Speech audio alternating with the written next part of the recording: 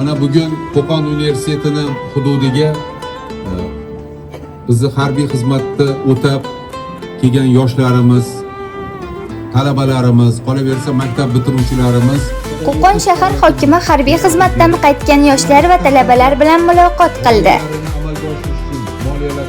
Qo'qon universitetida tashkil etilgan mehnat yarmarkasi doirasida o'tkazilgan muloqot chog'ida yoshlarning orzu va intilishlari, kasb-hunarga bo'lgan qiziqishlari o'rganildi.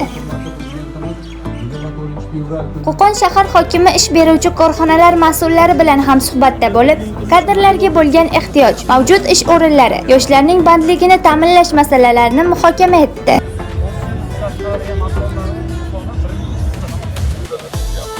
Ayni paytda Qo'qon universitetida Job Fair 2026, ya'ni mehnat yarmarkasi tashkil etilyapti. Ushbu yarmarka doirasida Qo'qon universiteti bilan hamkorlik qiluvchi 60 dan ortiq tashkilotlar tashrif buyurishgan. Bu tashkilotlar o'zlarining bo'sh ish o'rinlari bilan talabalarga takliflar tayyorlab kelishgan.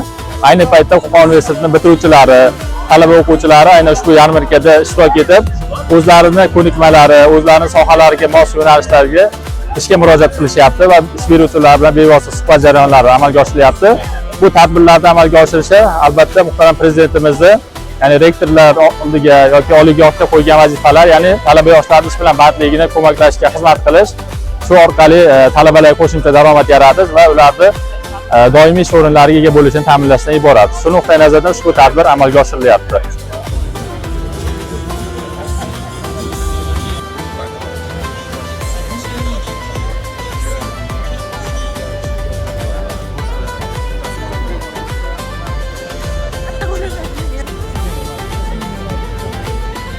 Ulug'bek Norboyev, Dilnazaxon Abdullayeva, Qo'qon shahar hokimligi axborot xizmati uchun.